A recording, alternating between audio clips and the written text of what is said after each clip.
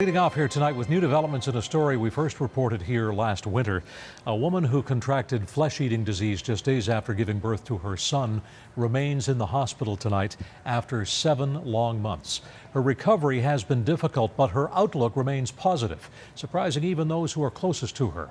And now her case is going to court. CTV's Sarah Ritchie has more.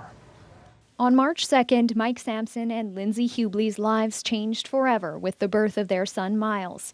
Just 4 days later, their lives changed again. To have him, kind of ripped from her after a couple of days after he was born, it's been very difficult to kind of process. Lindsay was rushed to hospital with a severe case of necrotizing fasciitis, flesh-eating disease. By the time she was admitted, her organs had begun to fail. Doctors took extreme measures, putting her in an induced coma, amputating both hands and parts of both her legs over the summer. 7 months and more than 20 surgeries later, there are small triumphs like leaving the hospital grounds for the first time. She's much better than she's been. She's finally actually on a road to recovery where, rehab is in the near future for the first time. Mike and Miles have been at her side each day, but it has been an incredibly difficult road for all. Having her watch the two of us leave and her sitting there for the rest of the night by herself in the hospital is absolutely torturous. It's taken our family from us. It's taken any amount of normalcy for that boy for the foreseeable future and perhaps forever, and it's taken her legs, her feet, and a lot more. It's not going to take our happiness. They're taking things one day at a time. Just kind of worry about today and don't worry too much about the future, because I think you get lost pretty quick.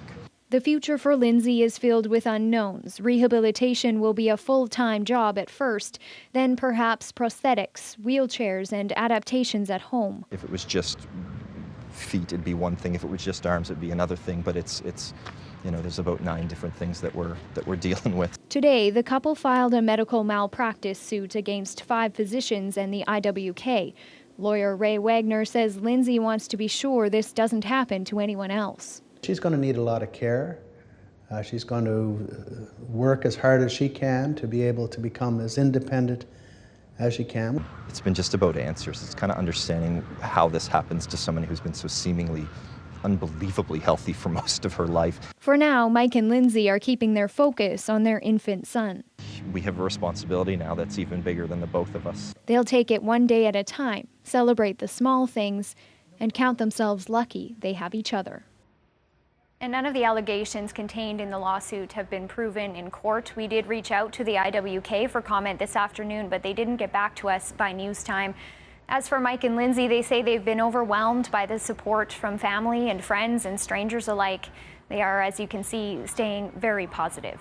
Steve. All right. Sarah, thanks. CTV's Sarah Ritchie leading us off tonight in the news center.